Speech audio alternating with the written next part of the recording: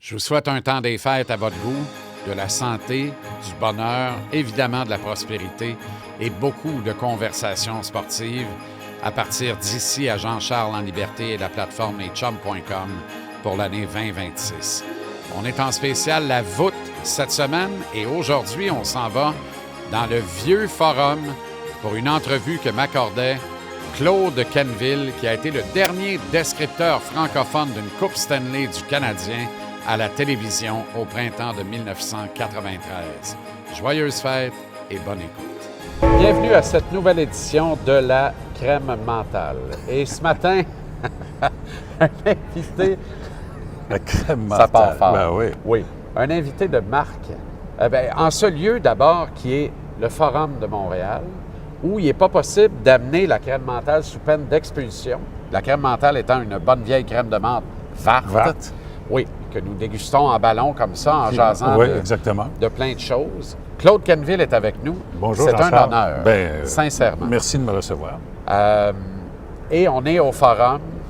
Il y a ce show partisan à l'arrière, des gradins authentiques de ce temple formidable où vous avez œuvré, Claude, pour une grande partie de votre carrière. Absolument. C'était...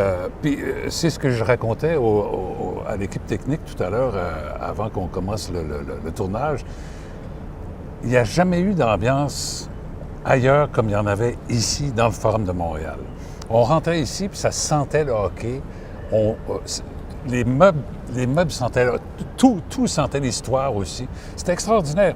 Peu importe où on allait, il y avait toujours un petit bout d'histoire, un petit bout d'anecdote. Et puis, la passerelle. Tabarouette. Moi, la première fois que je suis venu sur la passerelle, j'étais venu voir... je suis arrivé en 70-71 à Montréal. La première chose... La chose que je voulais voir, c'était la passerelle du Forum. Mais en septembre, il n'y avait pas de match.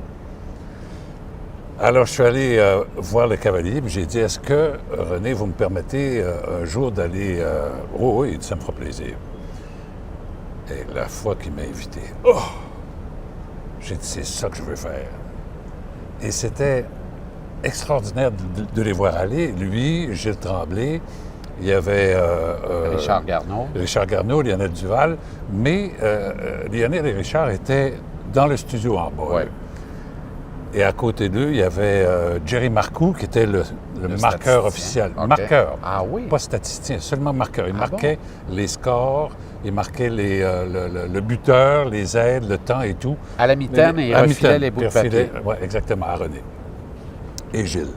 Mais il n'y avait aucune statistique. Les statistiques, c'est lui qui se les faisait. Et il n'y avait pas beaucoup de notes sur le hockey, parce qu'il avait une mémoire incroyable. Mais il y avait sur papier des expressions pour ne pas toujours utiliser les mêmes. Alors moi, je trouvais ça extraordinaire de le voir aller, tu sais. Et il m'avait montré, Garneau utilisait la même méthode, et Lionel aussi, une façon de travailler pour les trios et tout. Mais c'était intelligent. On allait voir le coach de l'équipe adverse, puis on disait quels sont tes trios, puis alors on le mettait un tel au centre, l'autre à gauche, à droite. Et quand on voyait un des ailiers ou le centre, on savait que ça changeait rarement les lignes, sauf Bowman à l'époque. Ouais. Mais pour le reste, c'était une méthode de travail extraordinaire, c'était génial. Alors, à votre premier contact avec la passerelle du Forum, vous comprenez que c'est ce que vous voulez faire ultimement dans votre carrière. À quel moment ça se produit et ça commence à la radio? Ça commence à la radio. En 1973, Yvon Giguère me téléphone parce que moi, je faisais des sports à la radio, puis à la télévision, puis je faisais les nouvelles, quoi. Puis les héros du samedi. Bon, il y avait l'univers des sports, puis j'avais décrit des matchs Pee-Wee, des affaires comme ça. Mais un match à la Ligue nationale, jamais. Puis en 73, Yvon Giguère me téléphone, puis il dit, écoute, on est mal pris. Il faut que tu ailles faire 3 matchs. Je faisais Chicago, Atlanta, les Flames et Saint-Louis. J'ai dit, oui, donc. Il dit, oui. Mais j'ai dit, quelle analyse j'aurai? Il dit, écoute, pour ta sécurité et tout, et c'est Raymond Lebrun qui sera ton analyste. Raymond Lebrun qui faisait le football américain, qui était un commentateur pour moi génial, généreux, honnête, puis qui ne me laisserait pas m'enliser dans la merde, tu sais. Et alors, il dit, laisse-toi aller, fais ta job, puis je m'occupe du reste. Et le premier match était à Chicago. J'ai tellement aimé ça. C'était tellement extraordinaire. Puis avec le bras à côté qui me rassurait. Kid, c'est parti. Puis là, j'ai aimé ça. Puis les patrons ont aimé ça. On m'a donné 15 matchs cette année-là. Alors, il y avait Lionel, Richard, René et moi qui faisions du hockey à la radio. Alors, les samedis m'étaient accordés parce qu'eux allaient à la télévision, parce qu'anciennement, le samedi, ils prenaient le son de la télé. Mais souvent, la description télé ne se prête pas à la description radio. Parce que l'auditeur qui est dans sa voiture, s'il parle de... Ah, voilà un tel qui... mais on ne sait pas de qui il parle. Bon, l'image le dit, mais à la radio, on ne sait pas. Alors, ils m'ont donné les matchs radio à la télé, à la radio, c'est-à-dire du samedi, ceux qui étaient à la télé, plus les séries éliminatoires. C'était le fun. Et vous êtes passé à la télé ensuite. Comment vous avez effectué cette conversion de la radio vers la télévision? Parce qu'il y a un ajustement. Oui. On ne raconte pas la même histoire. J'ai été bien préparé, Jean-Charles, parce que en 1988-89, dans ces eaux-là, Harold Ballard, le propriétaire des Maple Leafs de Toronto, le très coloré Harold... Qui habitait le Garden. Exactement. Lui, s'est dit, le samedi soir, les Canadiens de Montréal diffusaient à Toronto. No way. Je veux les Leafs en français. Hein? Alors, tous les samedis, je partais avec le réalisateur Jacques Villot. Il y avait Gérard Potvin de Québec qui faisait l'animation. Mon analyste était Paul Larrivé. Entre autres, Paul Larrivé. J'ai eu Hubert Pitt-Martin, en tout cas. J'en ai eu, là. Et puis... on partait le samedi, puis on allait faire les matchs des Leafs à Toronto, qui étaient diffusés de l'Ontario jusqu'en Colombie-Britannique. Wow! Alors ça m'a préparé pour la télévision. Mais quand je suis arrivé en relève à Richard à Montréal, bien, ça s'est fait en douceur, comme ça, tout bonnement, puis ça a bien été. Mais c'est vrai qu'il ne fallait pas dire « arrive au centre, à gauche, à droite », mais on pouvait toujours parler gauche-droite d'une certaine façon, là, mais il y a des choses du jeu qu'on n'avait pas à dire. Mais l'identification, pour moi, l'identification du joueur est importante.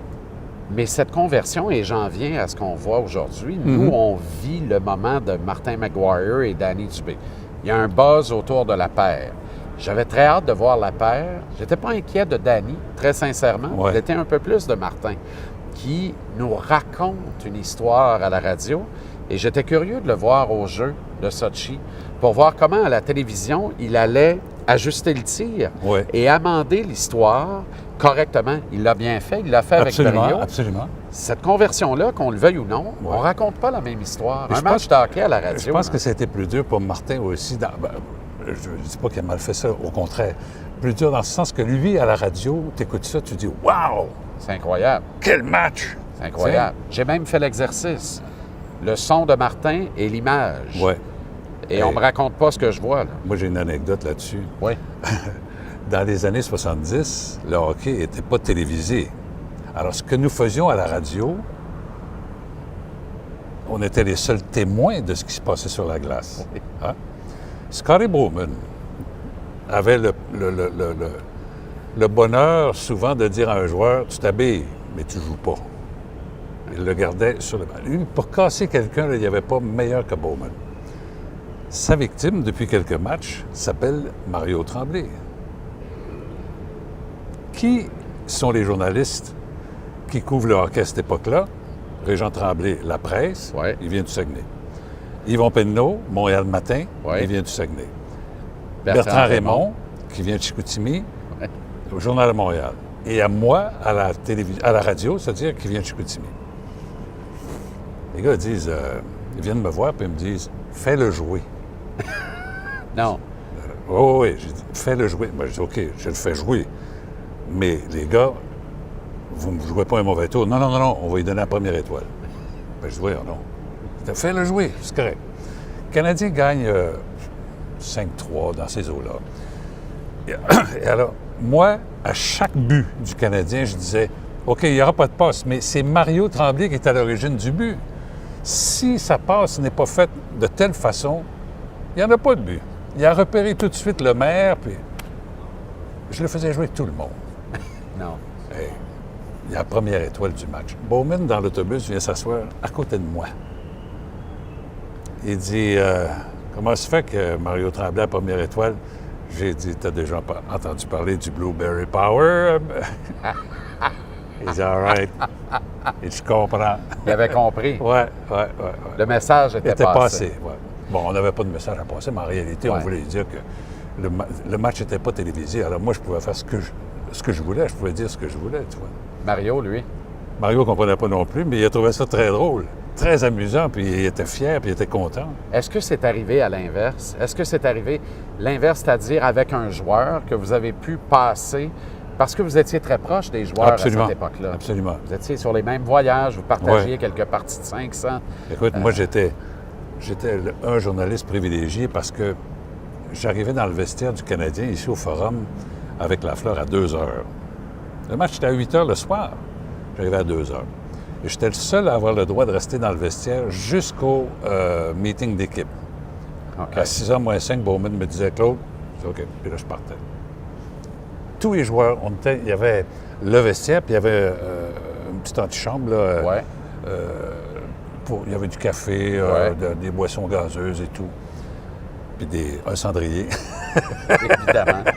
Alors là, Lafleur s'asseyait là. Lui, il était en sous-vêtements, un T-shirt, des bas, un paquet de cigarettes, du café, du chocolat. Il mangeait des caramels. Et puis, le Nyland était le deuxième à rentrer. À chaque fois qu'il rentrait, Nyland prenait la main de Lafleur comme ça, puis il disait « Donne-moi ces mains-là, puis il n'y a plus personne qui va tenir debout dans la Ligue nationale. » Parce que Lafleur avait des bonnes palettes, puis Chris lui avait les jointures toutes cassées. Puis bon. Et on passait l'après-midi à jaser de toutes sortes d'affaires. Lafleur parlait d'hélicoptères, parlait pas beaucoup de hockey, lui. Puis, et c'est là que j'ai compris pourquoi Nyland était un des joueurs les moins blessés de la Ligue nationale. Ah. Ce gars-là s'installait puis faisait le grand écart, assis, puis il jasait. Il s'étirait. Il s'étirait là, pendant au moins 3-4 heures. Tu t'es jamais blessé, ce gars-là? Te souviens-tu d'avoir vu Nyland blessé? C'est vrai. Jamais. C'est vrai. Pourtant, il était opéré et tout. Il jouait à la dure. Il jouait à la dure, exactement. Puis il était tellement bien préparé physiquement pour un match que rarement on l'a vu sortir sur un brancard ou sortir parce qu'il était blessé. Les gens d'aujourd'hui ne peuvent pas réaliser que ça, c'est impossible. Non. On est à une autre époque complètement. Ouais. C'est même pour les jeunes d'aujourd'hui de la science-fiction. Absolument. Mais vous en conservez quand même des souvenirs impérissables. Il n'est pas arrivé quelque chose avec Jacques Lemaire aussi? Ah oui. Ça, c'est Richard Garneau qui décrivait un match de radio, de hockey à la radio, puis Lemaire avait pas bien joué. Et Richard avait dit qu'il avait joué un match pourri. Jacques n'a pas aimé ça. Bien, le beau-père de Jacques écoutait les matchs. Okay. Il l'a dit à sa fille, puis après chaque match, Jacques l'appelait sa femme, qui a dit « Garneau a dit que tu avais joué un match pourri. » Le lendemain matin, au déjeuner, il va voir Garneau, puis il dit « T'as dit que j'avais joué un match pourri? » Un peu menaçant et orgueilleux. Pourtant, le maire, c'était un gars absolument charmant, puis tout. Et Richard dit « Oui, puis c'est vrai que tu n'avais pas bien joué, mais il dit « T'es pas obligé de le dire. » Le lendemain, le maire joue un match extraordinaire, première étoile, mais Garneau ne l'a jamais nommé du match. Jamais. Il n'a jamais dit son nom. Après le match, il appelle sa femme, il dit « Coudonc, t'as pas joué? » Il dit « Ben oui. » Il dit « J'ai la première étoile. » Il dit « J'ai pas entendu ton nom une seule fois. » C'était fini. Il est allé voir Garneau le lendemain matin, et il a dit « Ça y est, j'ai compris. Merci. » C'est le pouvoir de la radio. C'est incroyable. C'est extraordinaire. Oui. Et on est au Forum, sur le lieu même où, il y a 21 ans ce printemps, le Canadien touchait pour la dernière fois le Saint Graal, la Coupe Stanley. Bien, j'ai été le dernier à avoir décrit les matchs du Canadien. J'ai réécouté ce match de Coupe Stanley à 2 occasions dans les dernières semaines pour des besoins de repérage, mais aussi par pur plaisir. C'était formidable de vous entendre. Merci. Exulter dans cette ivresse de la victoire. C'était le fun, en tout cas. Qu'on n'a pas connu depuis. Et est-ce que je peux avancer que c'était les derniers des Mohicans? Pas parce qu'on n'a pas gagné depuis, parce qu'on dirait qu'avec le départ vers le Centre Bell, tout a changé. C'est vrai que ça a bouleversé beaucoup de choses, le départ au Centre Bell. Bien sûr, économiquement, c'est mieux pour eux, là, mais moi, j'ai jamais vécu des moments au Centre Bell comme j'en ai vécu ici. On avait des installations extraordinaires au Centre Bell. C'était beau, c'était confortable, on avait notre passerelle à nous, on avait même notre petite salle de bain. C'était trop propre. Tout, oui, c'est ça. C'était pas assez sport. Ouais. Tu sais? Alors qu'au centre, ici au Forum, le monde passait derrière nous, ça nous bousculait, puis c'était large comme ça, l'allée derrière nous, c'était large comme ça, puis on se frappait les genoux partout, ça nous faisait mal. On avait à peine, je sais pas moi, 2 pieds pour s'installer, Gilles et moi, pour être à la caméra. C'était extraordinaire ce qu'on vivait ici. Comme je te disais en début d'entretien, ça sentait le hockey, puis ça vibrait le hockey, tout était du hockey. Le Forum était fait en bois de hockey, je pense. Mais c'est vrai que ce sont les plus beaux moments que j'ai vécus ici. Puis la fameuse Coupe Stanley.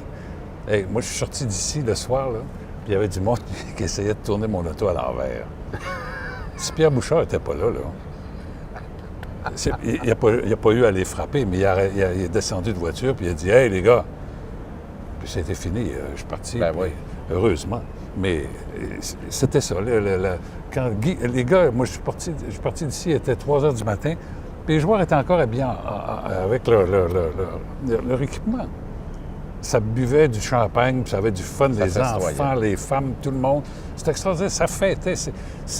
Je me suis dit, je ne sais pas quand il va y en avoir une autre. Quand on écoute les réseaux du Canadien aujourd'hui, on a l'impression d'écouter Donald Beauchamp, Dominique Saillant. On a l'impression d'écouter le patron du Canadien qui nous dit ce qu'on doit entendre. J'avais pas cette impression-là, mais à la fois, j'avais pas le même recul à l'époque lorsque je vous écoutais, vous et vos pères, M. Lecavalier au départ, j'étais tout jeune.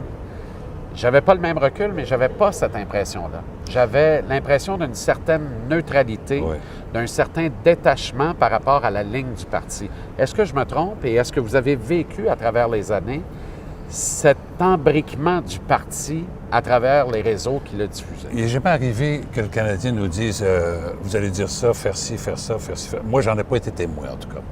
Je me souviens qu'un jour, on était allé jouer...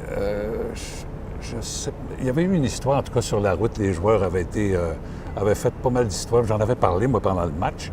Et pendant le match, les joueurs se comportaient mal. Ils essayaient d'intimider, puis il y avait un peu de paresse. Le Canadien avait perdu. Et ici, moi, j'ai eu le privilège de jouer au hockey au Forum avec les anciens Canadiens. Serge Chavard m'invitait souvent, puis Ronald Corey venait jouer avec nous. On arrive dans le coin, puis Ronald, qui a été mon réalisateur à la télé, à Radio-Canada, puis qui a été mon scripteur de nouvelles, je le connais depuis toujours, il vient me voir, puis il dit « Écoute, j'ai pas aimé ta façon de... T'aurais préféré que je mente? » Les gens sont pas dupes, là, Ronald. Ils ont mal joué, puis moi, il faut que je donne leur juste. Pourquoi je dirais qu'ils jouent bien puis ils perdent 5-0 dans les journaux le lendemain? Là, les journalistes, eux, ils n'ont pas à écrire ce que tu leur dis.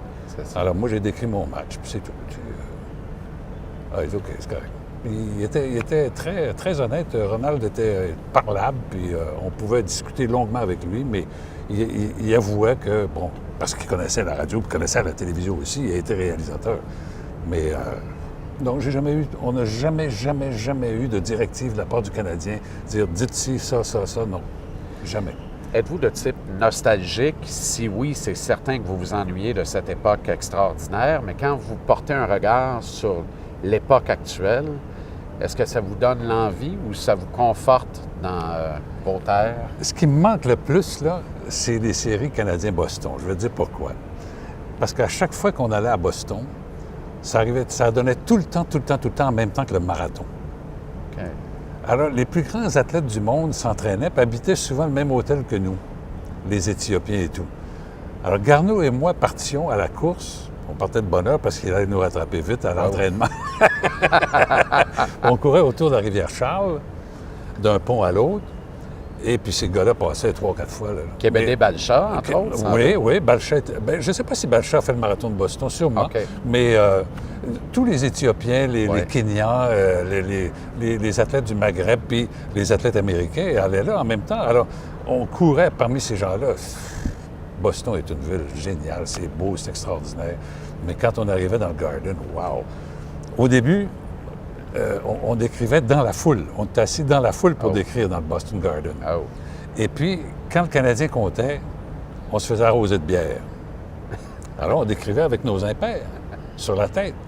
À un moment donné, on a dit au directeur Harrison, ça n'a plus de bon sens, là. Alors, ils nous ont assis parmi les femmes des joueurs des Bruins. Ah. On a eu la sainte paix. Puis ces femmes-là étaient gentilles, mon vieux, puis on a eu du plaisir. Puis les femmes écoutaient comme ça, ils disaient « Did you talk about my husband? »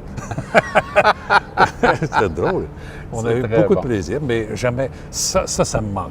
Mais les voyages ne me manquent pas parce qu'on était toujours partis de la maison. Je pense à Pierre Wood, je pense à Martin McGuire et leurs équipes. Je me dis, ils ne sont pas souvent chez eux. Puis eux, ils voyagent avec des avions de luxe. Ouais. Nous, on avait des avions à hélice. À hélice, oui. Ouais. Je me souviens qu'on a eu la porte s'est ouverte dans les airs une fois. On s'en allait à Buffalo. On a dû atterrir. Après, on était à 5000 pieds d'altitude, puis la porte s'ouvre. Les gars se sont tout levés. Paf! Les ceintures ont tout arraché. L'avion volait presque comme ça. Tout le monde était dans le devant de l'avion, sauf un. Rick Chartrand, qui s'est levé, lui, puis essayé de le fermer la porte. Non. En petite chemise blanche. L'hôtesse s'écriait « Get back to your seat! » On a atterri à Toronto, changé réparé la porte, puis on est parti. Est-ce que la Coupe de 93 demeure le paroxysme, le summum? Est-ce que c'est au rayon des souvenirs celui qui vous oui, a marqué mais le plus? J'ai vécu les époques avec Lafleur et compagnie. Ouais. Là, ça, c'était pas mal extraordinaire aussi. C'était un ensemble qui est intouchable. C'est ça. Tu arrivais à quelque part, tu dis, bon, on va gagner. Hey, 10 défaites dans une saison, 8 défaites dans une saison, puis un seul match perdu en saison, en séries éliminatoires, là.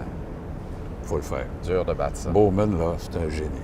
Je ne peux pas vous laisser sans vous parler de la situation actuelle à Radio-Canada, que vous avez quitté, les coupes par-dessus coupes, les compressions.